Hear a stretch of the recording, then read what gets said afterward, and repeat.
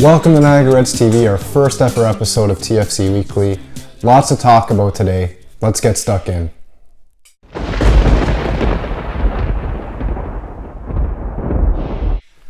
As I said off the top, lots to talk about today. We're going to talk about contract extensions from within the squad, transfer rumors, and a lot more.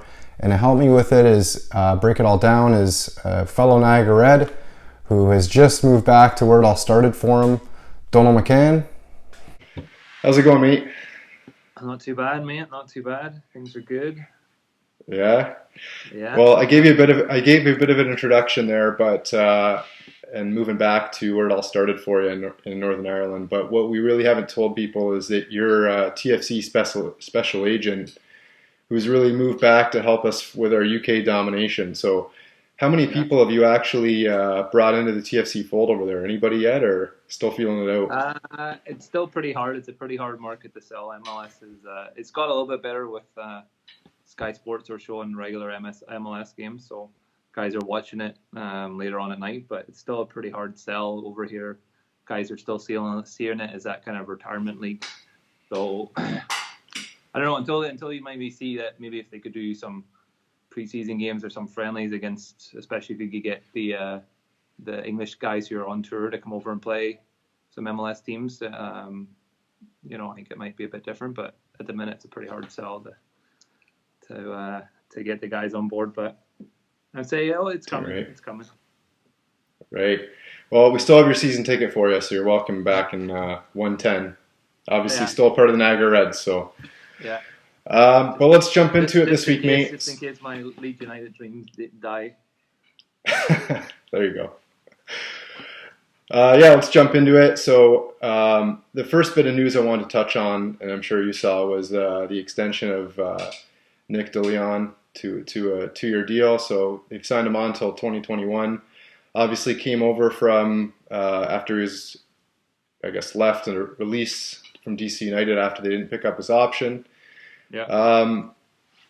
I think for me, obviously, one of the areas that you and I have identified for a couple of years now are wide men and players that we need to come in to really stretch the play for us.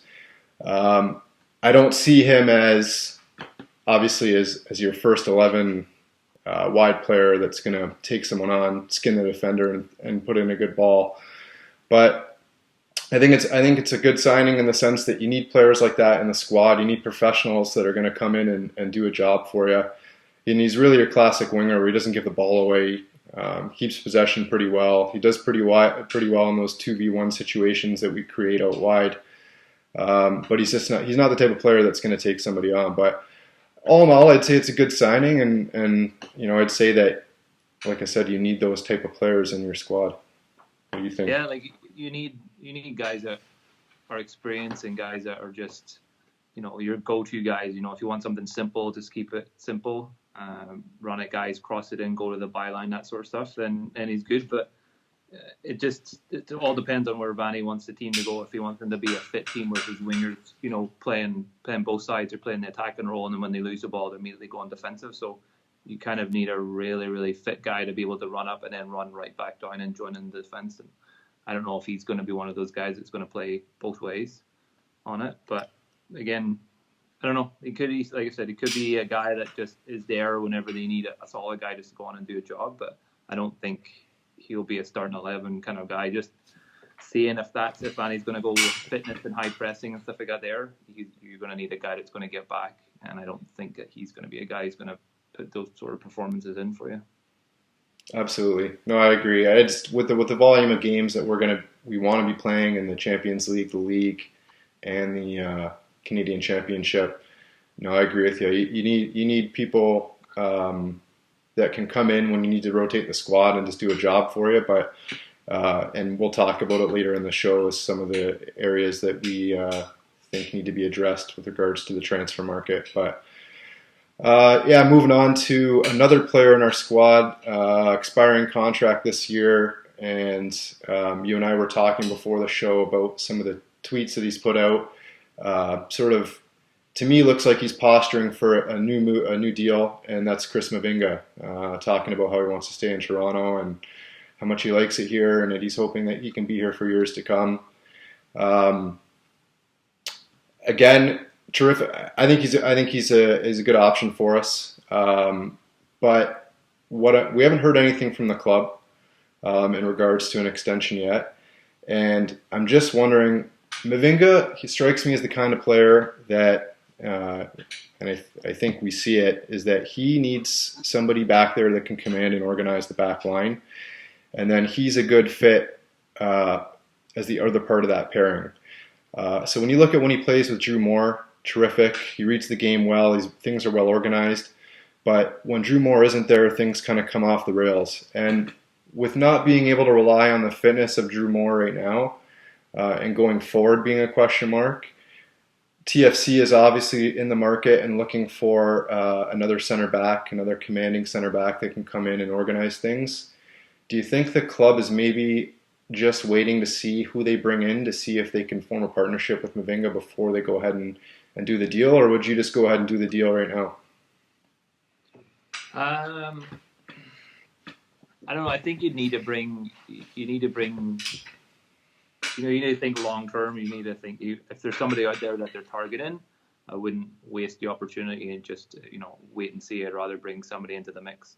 Like Mavinga's, I think he's a good player. Also, last season he was injured a lot, but their championship winning season, even the year before, he was stellar, making stellar tackles.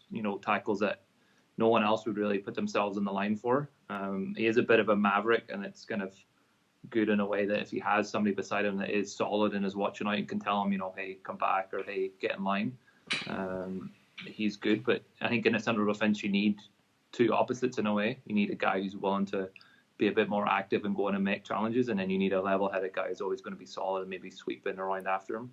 So I think he needs that. I think it's against Seattle. You've seen that he's completely lost. I think the centre back, there was just the terrible defensive display, and he was a part of it. But I think with a solid guy beside him who knows the game and is willing to kind of sweep him behind him and put him into control, I think he's a good pairing with somebody like that there. So if you can get somebody who is of that mind, and they've identified someone, and I'd go and get him out and get him ASAP.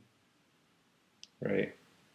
Yeah, for sure. That's kind of the mind I'm at as well with Mavinga.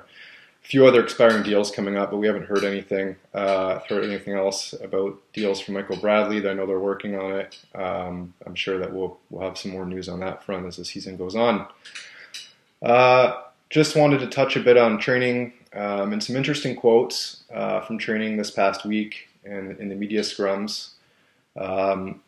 First of all, Vanny was talking about prior to the Seattle game, talking about the fact that some of the players that were in the squad that hadn't been given a run out yet were getting antsy, and that they needed to get some time.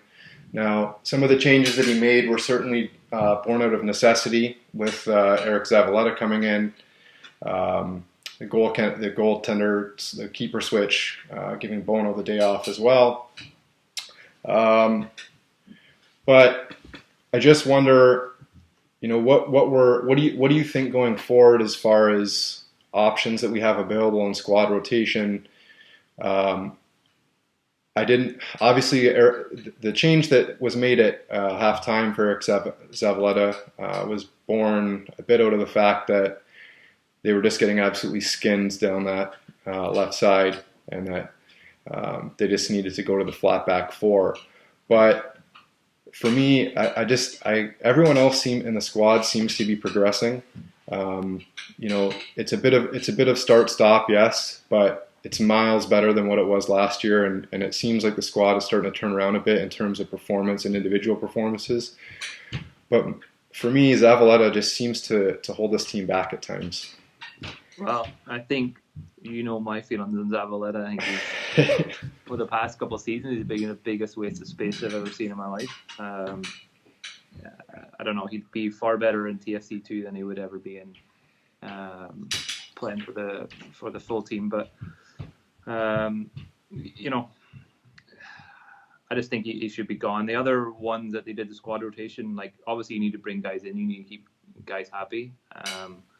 But at the end of the day, they also need to play for for their spot. Like, you can't just give guys a game just because they're sitting there, and you think they need time. Like, if they're not gelling properly, or if the other guys are performing best, just don't rotate the squad for the sake of rotating it. You need to keep the gel that those first 11 have, and if they're playing well week in, week out, then just keep it. Don't disrupt it. But it was interesting to see the goalkeeper change. I think, like, he did pretty well. I like the way he distributes the ball from the back. I think TFC need to look at start maybe playing out of the back a bit more, getting somebody who's confident as a goalkeeper to play out from the back. But yeah, I think getting someone like the goalkeeper change was good, and but I wouldn't really want to touch too much just for the sake of touching the team. That's just my opinion on it. The thing with Zavaleta that I always wonder is, in 2017, when the squad was really settled and things were ticking over really well, and players would come in and there wouldn't be a drop off. It was just the continuity was there, and so even when he made changes, there was games where even Altidore and Giovinco wouldn't play, and we'd still go out and smash people. Zavaleta that season for me seemed a lot more settled. Do you think that maybe if we can bring in a center back, or bring in or get Drew more healthy to the point where he's got a good run of games, do you see a situation maybe where Zavaleta settles in a little better? No, because you mentioned the 17 season. I still think when he was brought in that he still needed a lot of help on positioning. Like, he was always out of position. He'd be told what to do, where to go. I think he was lucky that the team around him were good, and so he kind of maybe shone. But sitting there a few seats off the sideline, you can see players telling him and shouting at him where he should have been, mistakes and holes that he was leaving. And now we're still 2 years. He's 2 years more mature, and he still hasn't figured that all out. If you haven't figured the game out by now, you're never going to figure it out. And you can't have someone telling you every game where to go and where to be. As a defender, you need to know where to go.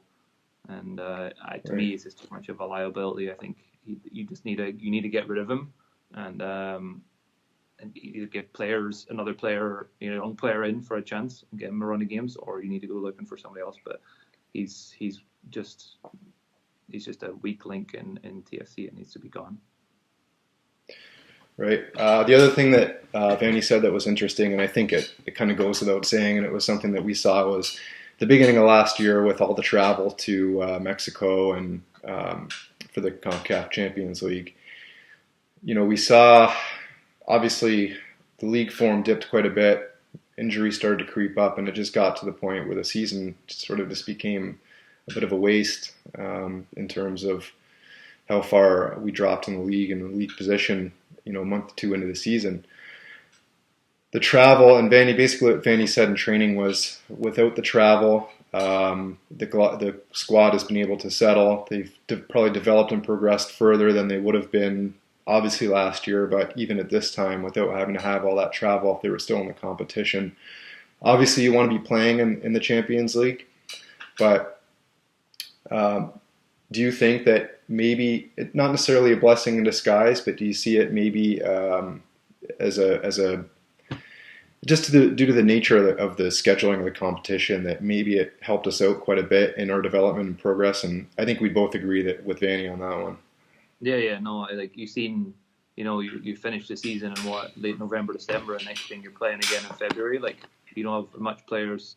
Players need a chance to decompress after a season, chill out, come back, get their fitness levels up, and start a season. Like, you can't go from 2 months and expect them to play at top level again, and then all the travel and all that sort of stuff. So I think it's good. I think it's hard to play a competition where people are in two parts of the season, right? Mexico is in the middle of their season. TFC is not even started their season. Right. Have a competition like that and then also the MLS not helping out on any sort of scheduling. Like in Europe, you see it here, right? They have a couple weeks of Champions League, then they have a break, and then when it goes from group stages to the last 16 or whatever, there's a huge break, and teams can, if they play on a Tuesday, then they play on a Saturday. If they play on a Wednesday, they play on a Sunday. Like, it's a lot better cooperation between it to run the competition, but there's zero cooperation with the MLS to reschedule games.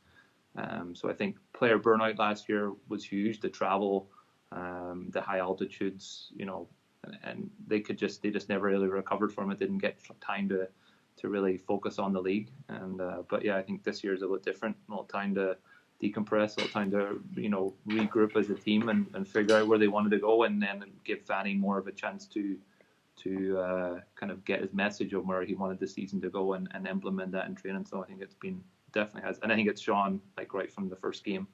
It's kind of showing that they've kind of understood it and had that time to take it on board. Yeah, one of the things that stood out for me last year on that season was when we got down, it got to the point where you just kind of knew that we weren't going to come back and pull ourselves back into the game. Whereas this year, I mean, even in the last game against Seattle, a bit of a fight back against Chicago, even first down 2-1 to get back and get a point at home, and then you go on the road, take a lead against Seattle, go down 3-1, but they scrapped. Nice, beautiful finish from Elzador to get themselves back into it. And then, a post away and a good save away from taking a point out of Seattle. So, yeah, for sure, I totally agree with Danny on that one. I think we're both on side with that. Yeah, no, it's a different team obviously now, but it's just a different pressure. Look, I think last year when you have guys playing that knew they weren't part of the first team, that were just making up numbers whenever they came back home because the other guys were tired. You could see that they weren't really giving it their all. It didn't feel like that.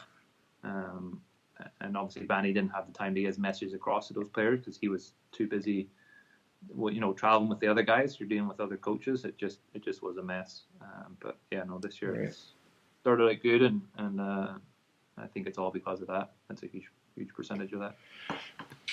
Yeah, and kind of moves into a quote from Osorio, who said that Jonathan Osorio in the media scrums was talking about the mentality of the team being a tougher winning mentality and wanting to be tough to beat this year, which they've shown that because they've only lost the one game in Seattle, and even that was I thought they acquitted themselves fairly well in that game. As far and wanting to keep that run going and talking about how that game in Seattle was going to be a test for them. As I said, I thought they acquitted themselves pretty well. Obviously, there's things that need to be cleaned up, but how did you think overall they acquitted themselves as far as passing that test or not passing that test? I think they did well. I think obviously they had a lot of chances to put the game to bed. The game, they dominated for the most part of the game. Like, they played well. They just stupid mistakes, and it all comes down to they haven't sorted out the defense totally. I think obviously you can go out and score goals and have guys attacking and Josie on form and stuff like that there. But if you're letting weak goals in and creating those errors, it makes it hard for the team, the rest of the guys, just to keep that momentum going. So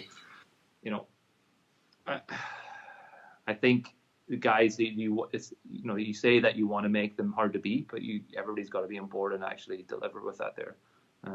So far this season, they've played well and they've stood up well, but if they can square away these defensive stuff, then yeah, I think it's going to be good. Cause, if you can keep the ball out of the net, then and those guys going forward at the minute, attacking, they look well. I think you can sort out a winger. I don't think Morrow's going to be doing the job this year. I don't think he's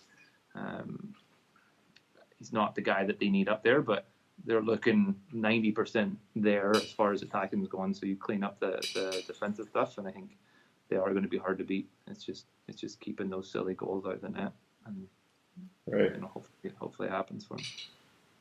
Yeah. No, I agree. And the last one that I wanted to touch on, which actually I think was the week before last, but it was interesting because it was Michael Bradley saying that the training, and this was, like I said, probably about a week or 10 days ago, that the training was the most intense that he's seen it since he's been here. And when I read that just blew me away, because I remember after they lost the Cup final in 2016, I remember Bradley coming on in the 2017 season and talking about how it was an obsession for them, and that the mood in training was obsessive when it came to winning the Cup. And you can just imagine during that championship season how intense those training sessions must have been, especially with the results that they were producing. So it kind of, I don't know if it was because of what happened last year that the established players in the squad that are still there, if they've kind of told everyone got to pull our socks up here this season and really make sure that training is, that the intensity is there in training, and so that's carrying over into the games. Certainly, there were some issues within the squad and the stories that we've heard about since with Gregory Vanderweel, and Bradley's quote at the end of last season in the exit interviews was interesting when he said that there were certain agendas within the squad and that needed to be sorted out for the start of next season. And it looks like maybe they have cleared out some of the problems, but I found that one very interesting. I don't know about you. Yeah, well, I think fitness is only one part of it, of a team. Like, obviously you can be super fit and still play, you can still play as an individual and not as a team. Like, fitness is only one aspect to it. But I think you touched on it when you said that people have other agendas. Like, when you play for a team, the only agenda should be the club and the fans, pretty much. You shouldn't be too busy showboating for your social media, like going to for example, going to Raptors games and play. Like, your main focus for the season should only be TFC, and you need to get players to buy into it. That this club is bigger than you as a player, right? Without the fans, without all the other people, you guys wouldn't have a job. So you need to buy into that and give back to those people and put your heart and soul into it. And when guys, put those other agendas to the side and only focus on each other and bringing success to the city and bringing success to the fans, and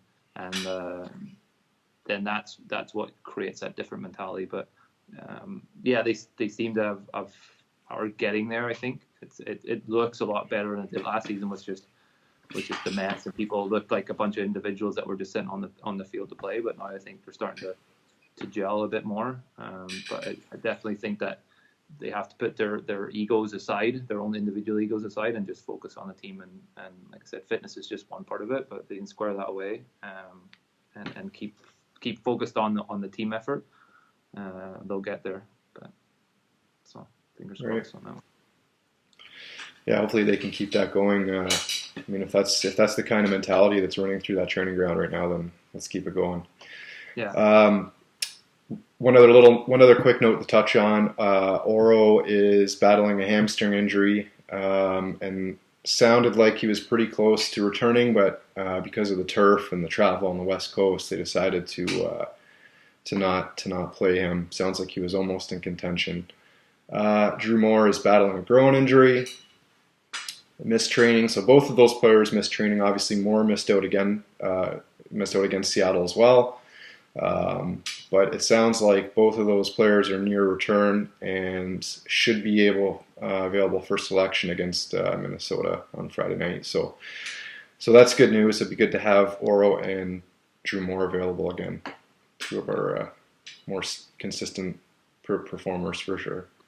Yeah, for sure. Like, obviously you don't want to risk those guys, and I think it shows that maybe the lack of depth in some areas that they maybe have when you bring in players that just aren't up to scratch. So I guess for sure injuries are bad, obviously, but it gives you that chance to look at maybe where you need to strengthen and the importance of having those guys that could step right in and it's seamless. But hopefully those guys are back, and you'd rather not risk them on conditions that maybe won't suit them. And if they're only 90%, you don't want them being gone for another 6 or 7 weeks. So I'd rather have them sit back and get 100%. So.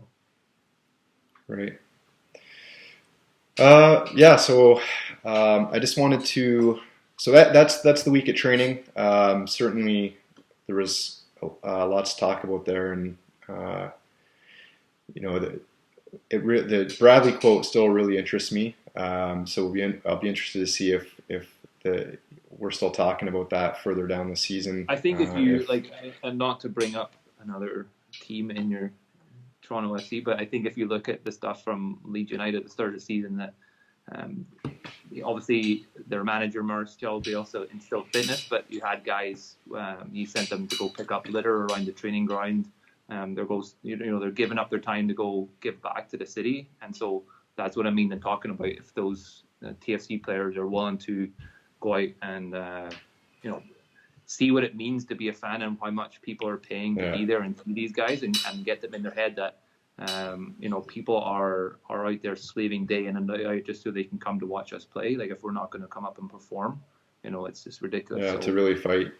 Get there, be fit, be together, be committed only to TFC. From the first kick of the first game to the last kick of the last game, it should only be TFC and everything that comes to that fitness, nutrition, mentality, just keeping it focused and anything else is just going to be a distraction. So, your Instagram and Twitter accounts, obviously guys need that for their own personal stuff, but it shouldn't, soccer, football should be the only thing that matters and promoting yourself with Drake or whoever else at Raptors games should not be a focus of any player for them. So.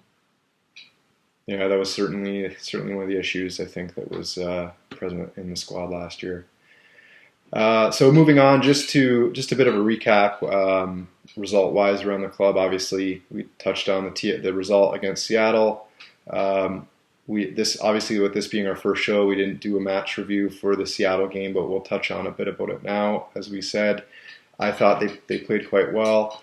I thought the first goal from Pozuelo to Altidore was obviously a bit out of nothing. It was just the quality of Pozuelo to pick the ball out of his feet on the edge of the box and play a perfect pass to Altidore, who lost Chad Marshall at the back post, and pretty good finish to beat a pretty good goalkeeper in Stefan Fry.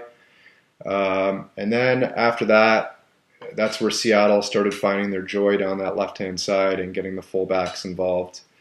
And when we talk about when I do the match preview for the Minnesota game, it's kind of the same thing with them, and I think it's one of those areas where TFC could be exploited at the moment, and when we get into the transfer targets and the rumors, and we talk about bringing in a winger and what that could mean for TFC, without having that wide man, it really causes problems. And there was a good article today online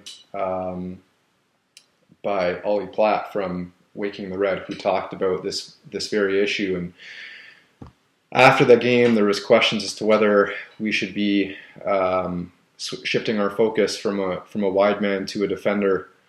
And Ollie makes a sound argument for bringing in a defender bringing in a winger, because the winger is really going to help you on the defensive end too, with keeping that the opposition fullback in check and not allowing the opposition fullback to get forward, giving them something to worry about, but also being able through their pace and their fitness, obviously, to track back.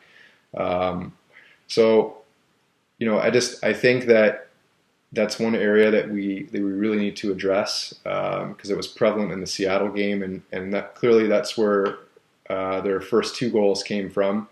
Was first of all the crossed ball in from the left-hand side, and Mavinga just completely missing our left-hand side, obviously completely missing his assignment. Simon missing their assignments, and Will Bruin getting in between the two of them and heading in. And then same with the second goal, just down the wing again, and then just a driven ball, a low ball into the box, and again Will Bruin getting in between the defenders. So certainly defensive issues prevalent in that game. But down 3-1, once we gave up the third goal, I remember thinking, this could get ugly if the mentality isn't right here. And you got to give them credit. They tried to fight their way back into it. Ultimately, came up a goal short. I think if that was TFC of last year, it could have been far worse. Could have gone on before 5. But I thought overall that TFC, obviously, there's some issues that we need to clean up. Going forward, I think we look great, but certainly defensively, as we've touched on, it was a concern.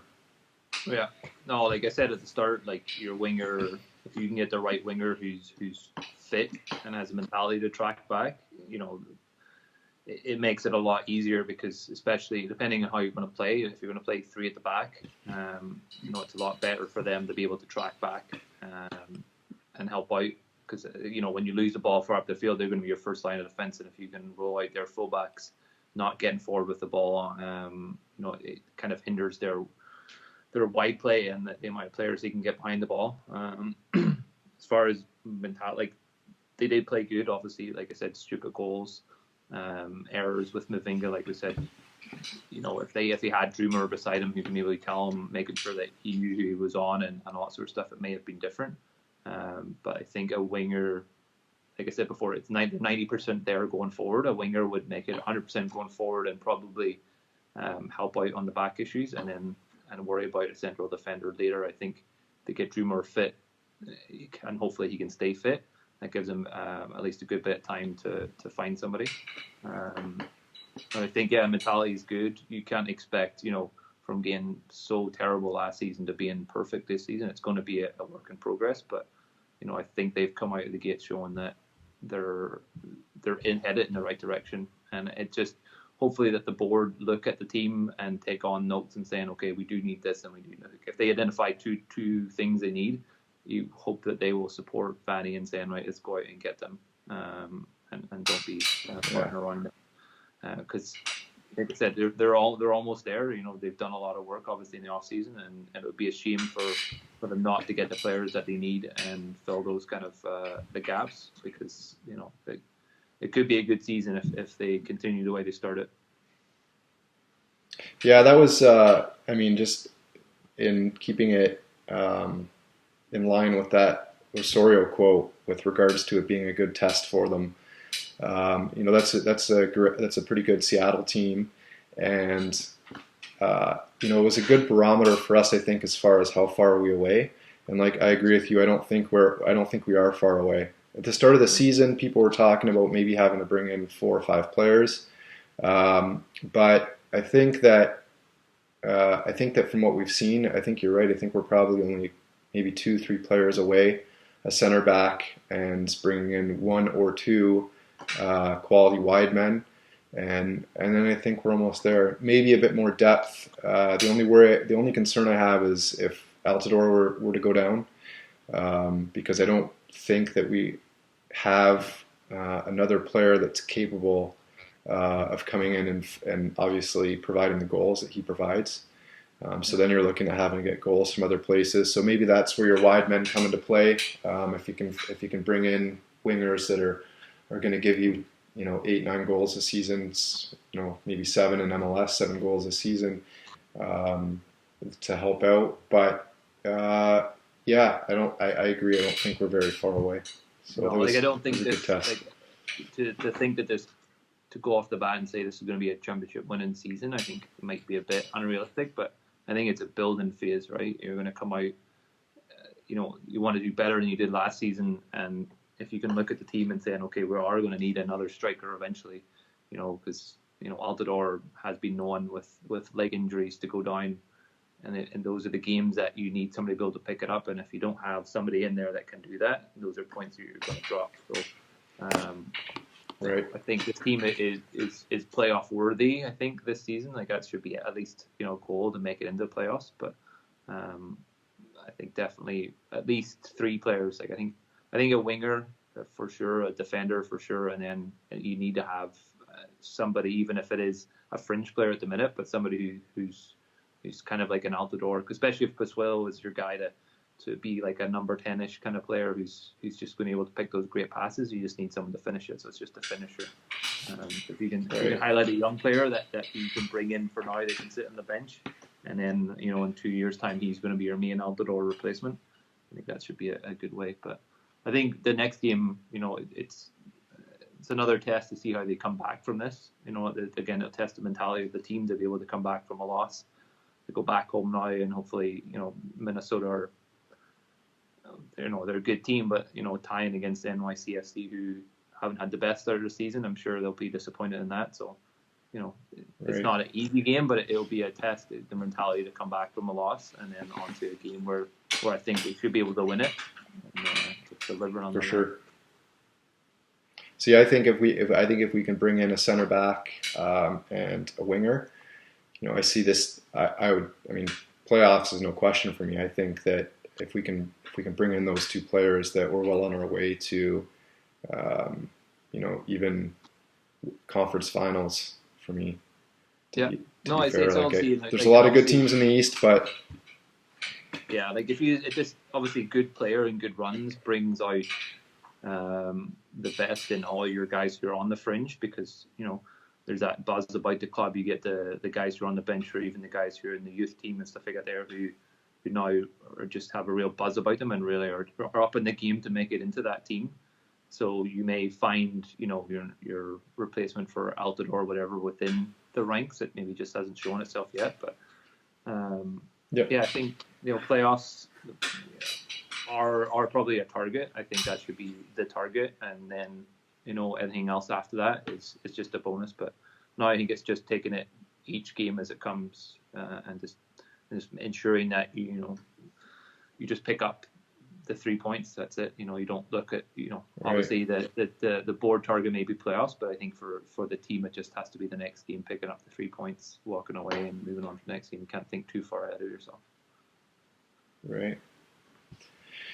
So TFC2 is also in action this week. They drew 1-1 at FC Tucson. And the TFC Academy, multiple Academy teams are in action at the Generation Adidas Cup in Dallas. So I watched the TFC2 game of the night, and I watched the Academy game last night. And the one thing that is very interesting to me, and which is going to tie into the transfer targets that we're going to talk about today for me, is the TFC2 and the Academy. Now, I understand that the Academy, obviously, they're going to play all kinds of formations because they want to get the boys to learn how to play in different types of formations. But the Academy set up last night in a 4-3-3. TFC2 also set up in a 4-3-3. And we know that TFC, ultimately, once he has the personnel that Vanny has talked about it at the start of the season, and has made a few trips over to Manchester in the close season to watch Manchester City, and is interested in playing more of a possession-based 4-3-3, which is one of the reasons why they went out and targeted a number 10 as well, as opposed to going out and bringing in a designated player forward. They wanted a number 10 that could orchestrate and dictate within that formation. They got absolutely hammered in Panama playing the 4-3-3, partly because he didn't have the players fit and he didn't have the personnel to play it. And now through the first 5 games or so, they've tried out a few different things. They've played a 3-5-2, and then in the second half of the Seattle game, they went 4-5-1 to flatten out the back line and to get more help to keep Seattle in check on the wings. So I think, though, that based on how the Academy team and TFC2 is setting up, that it's a clear indication to me that Vanny still has this 4-3-3 in mind, and that's ultimately the formation that he wants to play. And obviously, to play that formation, you really need at least one for sure, but probably 2 wide players, which we've been harping on about this whole show, to help stretch the play and be able to give your attacking midfielders the room to operate at the top of the opposition box, find space. So the way I see it is there's 5 players that we're going to talk about today that you and I talked a little bit about before the show. 2 of them are on the allocation list, the MLS allocation list, which TFC now sits in top spot, which they acquired back after their trade with LA Galaxy this week for a draft pick.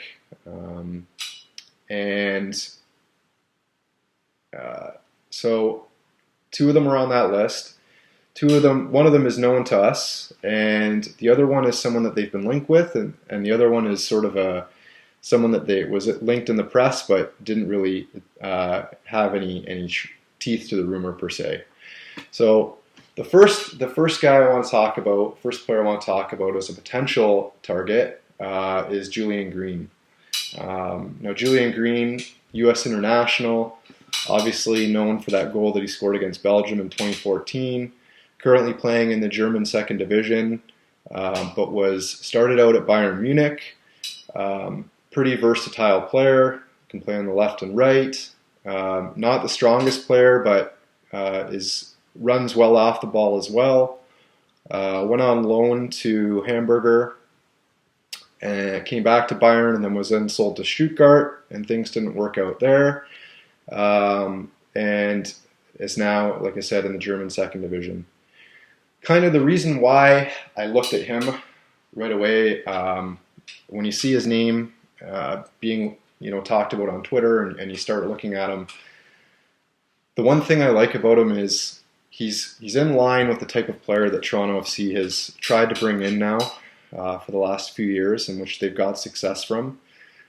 Obviously, skill level, I'm not comparing him to the skill level of Giovinco, but Giovinco was at Juventus, found himself on the outside looking in, wasn't getting many first-team opportunities, and was looking to move away from his club to try to prove that, try a new challenge, came in with a good mentality, embraced the league, and really played well, obviously, for us, and the rest is history. I feel like Julian Green, maybe same type of player, young kid, starstruck at the World Cup when he scored his goal against Belgium.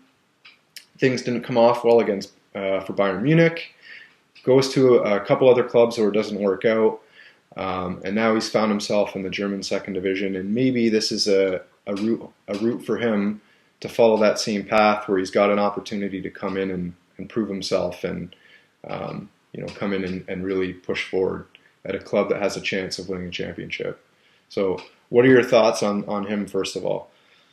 I think it is hard for any US or North American player to come to Europe and actually make an impact. Like, there hasn't been a whole ton that have come out and struck gold in any sort of European team, whether it be the UK or Germany or whatever. So I think he finds himself in that boat where he went over there. He was a great player coming through, obviously playing with the national team, all that sort of stuff. But I think he's just gone to Europe and has kind of been a fringe player ever since. And it's very hard to improve your game if you're not playing, week in, week out at that top level. If you're playing in the second division all the time, you're only playing second division players, and so your game's not going to improve. So I think it's a bit of I don't know. It could be a risk that they take, and it could work out great. I don't know with the other players that they're linked with if he is the perfect choice to come in. I think a move back to MLS would probably reignite his game for sure. I just don't know if TFC is the right place for him. But I think he needs to move back. He's done in Europe, in my opinion, at the minute. He may as well move back to MLS, but I just don't know if that's the right option for TFC at the minute. Okay.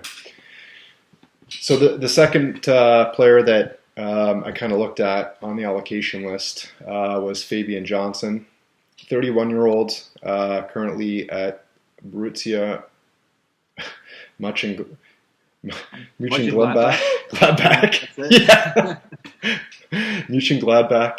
My German's not that great. But yeah, 31 years old, again, versatile, can play on the left or right. Probably a bit more size and strength to him than Julian Green. Although he's a bit older, I think Julian Green is probably 25, whereas Johnson is 31. So a little bit older, but by all accounts, and having seen him play, still has his pace. Was linked to FC Cincinnati in December. Ultimately, the move didn't come off. But again, another guy that maybe ticks the boxes for TFC, who's not albeit all that young, but is not early 31, isn't at that age where he's lost his pace yet. But realistically, how many more good years are you going to get out of him? But at the same time, he spent his entire career playing in the Bundesliga. Terrific player. He's also had 57 appearances for the national team, in the same team with Bradley and Altidore, so there's a familiarity there with those two. Another possible solid option for TFC on the allocation list. What do you think of him? Well, I think you hit the nail on the head as far as his age. Like, I think bringing him in, I think for someone like him to come in, and if TFC were just at that point where they're, at title contention, and this is a player that will just make that perfect fit to finish off the season, I think he's good. But I think TFC are at a stage now where you really have to think more than just 1 year. He's probably obviously got more than 1 year left in him, but I'd be looking to go for a younger player, like a guy who is, at 23, 25 kind of year player that can come in and can be there solid for the next, few years at least. He's a good player. Like he's obviously done well. Mönchengladbach are a good team, so for him to be playing in that team, like I said before, there's only a handful of players that really do play week in, week out in Europe, and obviously he's played 18 games this year. He scored 1 goal, so he's a regular in a team. He's playing regular football, but I don't know.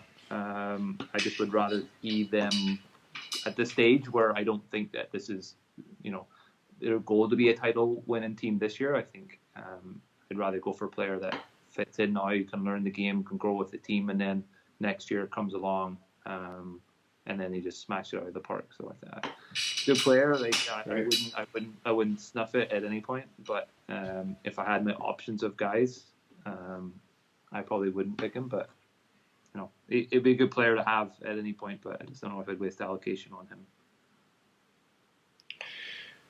Okay, so the next two players are, one is a player that obviously we had that we haven't necessarily been linked to, but with circumstances around his club, the fact that they would have sold him to us had we paid the transfer fee, but we didn't want to pay it, and hasn't made a whole heck of a lot of appearances for them this year, is Lucas Janssen, 24 years old.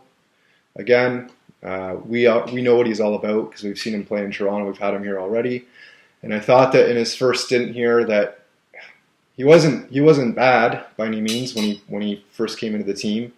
It took him a couple games to sort of grow into the squad and to kind of find his feet a bit. But I thought that I believe he was here with us for 11 games, and I think that for the time that he was here, towards the end of his loan here, that he was really starting to contribute and really starting to fire for us. So, like I said, TFC, I know Vanny was eager to keep him.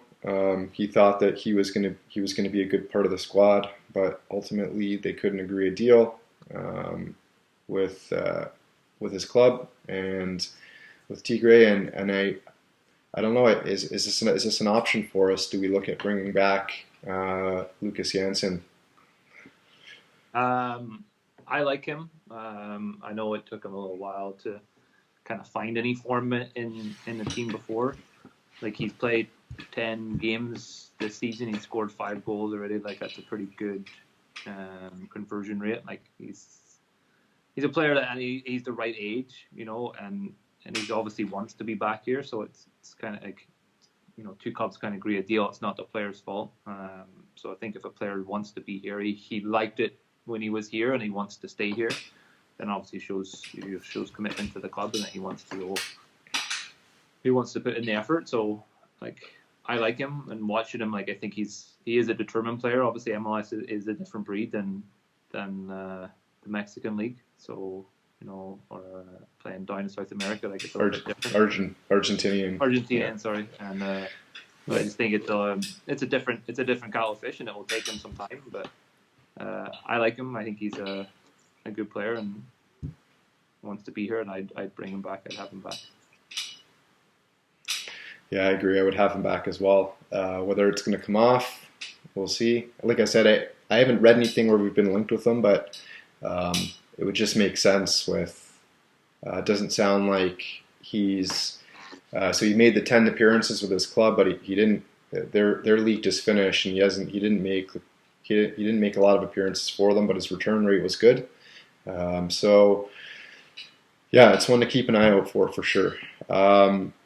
Another player that TFC have been linked with that they almost completed a loan deal for was Jonathan Menendez from Independiente. Again, he left winger, plays on the left, and I always love a player who plays on the left or plays on the right, but as a player that plays on the left and his favored foot is his right foot, he can cut in and take a shot on with his right foot, which I always like. But same thing, pace, versatility, play on both sides, but primarily on the left. Looks a quality player, and it's clearly somebody that they're interested in, and he's a good age. And again, another one of those players that, for whatever reason, if this club is looking to move him or they just don't think it's working out, if his mentality is good to come in and really prove himself at another club and try to win a championship, then why not, right? Yeah, no, yeah, I like him. And I like your thinking, yeah, it's somebody who is primarily right-footed but plays on the left wing, gives you a great option. He can run the byline on the left wing, cross it on his left, or we can run the byline and cut in at last second, be able to peg one over to his right. Like that's a great thing to have, and that way defenders can't push him onto a certain foot. So it's good to have that versatility. He said he's a good age. I think he needs to find a good, secure home, and I think he could really shine in MLS. So yeah, like I think out of all the players that we've touched on so far, I think he would be my number one guy to come in. I think it's just a case of going and grabbing him, but he's definitely somebody that right. TFC need. Like I said, you need. Morrow's not going to be doing that job out there, so you need to have somebody strong like that, somebody quick, somebody's got good feet to be out there in that wing, and I think he'd be number one for sure. For sure. And the last one is a player that we were kind of linked with, and then TFC came out and crushed the rumor, but we had exploratory talks according to ESPN. Obviously, Arjen Robben, and if you follow me on Twitter, I was wholeheartedly against this move. I just don't think it's the right option at all. 35 years old. First of all, you have to bring him in under a TAM contract at $1.5 million, and then the rumor was that he was going to want a designated player contract next year. So now you're looking at freeing up either one of Altidore, Pazuello, or Bradley, which made no sense at all. Clearly not happening, but it was there. It was on there for a few days, I suppose. Yeah, no, I think that was, if that was to ever come, it would just be a joke. Like, it would just cement all the feelings that people, especially over here, think that it's just where players go to retire and die is MLS. And I think obviously Wayne Rooney went last year, and he played well, but you have to put faith in the younger players, and players especially that come from your neck of the woods. You can't just be nabbing players who are past it over here, and just hope. Like, I think it'd just be a bad move overall. I think TFC have a lot of other better options to go and pick from, and guys who want to be here rather than just trying to make a paycheck. And I think that's what Robin would be doing, is just trying to come and boost his retirement. So I think if you're going to go for the other European guys, I think you've got to go young. You have to go younger. You got to get guys in their 20s, early 20s that maybe aren't going to make the Premier League right away, or they're flying out of the gate in the Championship, the English Championship, that maybe aren't going to make the Premier League. Those are the guys that you want to come and want to bring in early, young, and grow within the team, and those are the guys you're looking for. But guys like Robin and those guys at that age, you got to stay clear of those people now. MLS has come too far to go backwards into that kind of retirement era again. Right, and it kind of flies in the face of the type of player that Toronto FC have gone out to try to capture. Victor Vasquez, he had the injuries and a bit older, but he had performed in the Belgian league and then came here really with looking to prove something and to try to win a championship here. And so you question the motivation for a player like that to come over. If he was coming here at 29 or 30, then you would say, yeah, okay, because he's got a good probably 4 years in him and all that experience. But to come at 35, what's he planning to do? Like play for another couple of years here, or expect to be able to be on a contract until he's like 37? And you never know with injuries. Like one bad injury, his recovery from injuries at that age is going to be so long, and you'll just be wasting money on a physio table trying to get him fit again or keep him fit. So no, it's a great not place. Now, there reports were circulating a couple weeks ago that Ali Curtis, the general manager, and I believe Bill Manning was mentioned in those reports too, were in Argentina, but there was no more details as to who they were there to meet with. And now they're it's being reported that they're in Italy. Ali Curtis and Jason Hernandez, who obviously played for us, retired and was given a role within the front office, within the player development side of things. So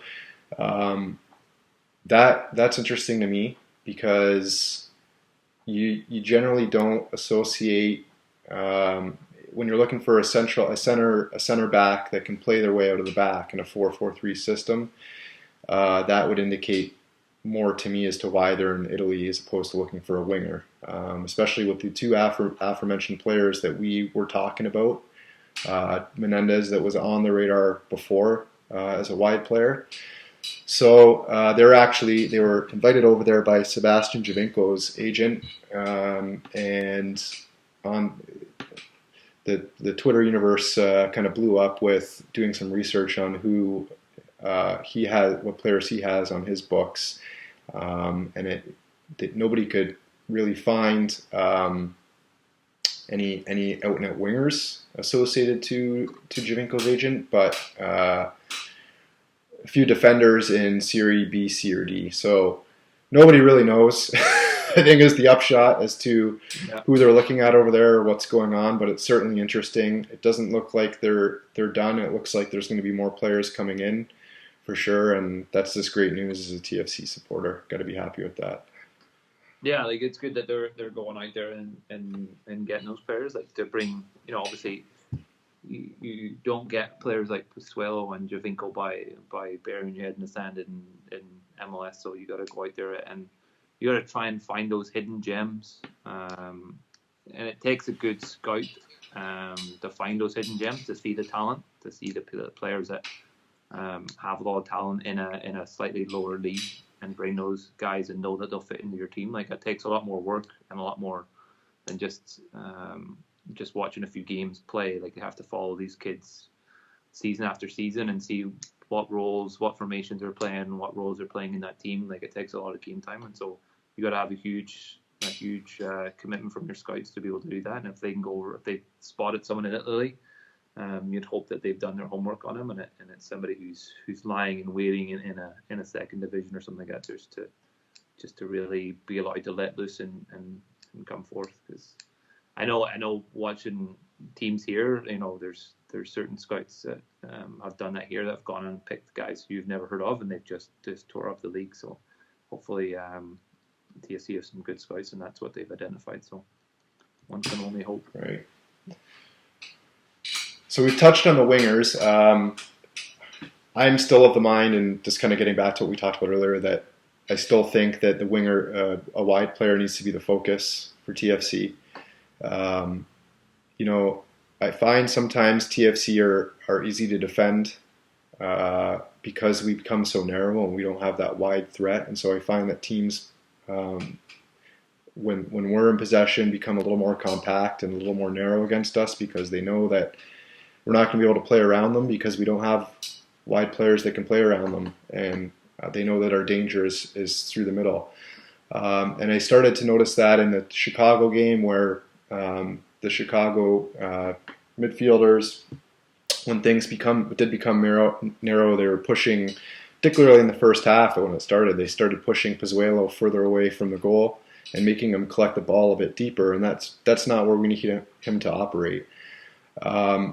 You and I have countless times at BMO where we've seen acres of space down the right or left, where we've been in possession, and we've played it to the person making the run there, usually Morrow in space, but it's just not on Morrow to take someone on and beat them, or to drive to the line. And as good as he is, I think he's a decent. His delivery is decent, but he just doesn't give us that wide threat that we need out wide on that side. I think there's that. I think that there's lots of times where our attack has just died because we just don't have that wide threat, and you'll see the ball get recycled and maybe passed backwards, looking for a switch where there was times when we've had an early run into the box and a good delivery would have picked out a player.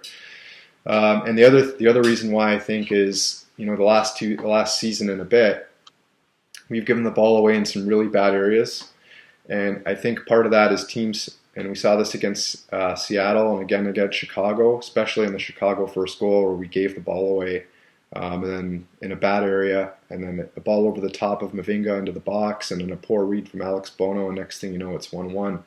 And I think at times what we lack without the width is an outlet. And when teams high press us, we end up turning the ball over into bad areas because we just don't have that outlet wide to be able to get the ball into the middle, out wide again, and then go and break the press. So for me, I think that bringing in the winger right now helps more than, say, a center back does. Obviously, center back is an issue, but I think that bringing in wide players right now should still remain the focus. I've always said that about the whole Giovinco thing, is that he was having to always come in and collect the ball in midfield and then try and work it himself. And that shouldn't happen in a way. Like, you should be able to have an attacking midfield, like not a number 10, but somebody who's playing that attacking role like Osorio, to be able to bring that clean up in that area and bring it forward and distribute it. But it wasn't happening, and so he had to go looking for it. And then he didn't have the support from the wings to feed it off to, and so he was always playing it to Altidore. So it was pretty easy to read. It was like, if you just focus on Giovinco and cut off Altidore's space, they're never going to score. Anyway, yeah, that's it pretty much for us this week. Hopefully you'll see Dono a lot more on this channel. I'll post his Twitter handle where you can find him online below. Let us know what you think of today's show. And I don't know if Dono will be with us on Thursday, but we will have our match preview go up for the Minnesota United game.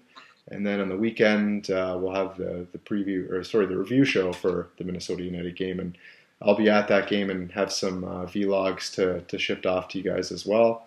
So thanks again for joining us today, Donald, and we'll talk to you soon, mate. Yeah. Cheers, guys, and make sure you like and subscribe and share this channel. So it's going to be fun. Thanks for watching, guys. We'll be back at you on Thursday with our match preview of the Minnesota United game, followed by our match review on Sunday. Don't forget to like and subscribe. You can check the description of the video below for all of our social media contacts. We'll see you soon.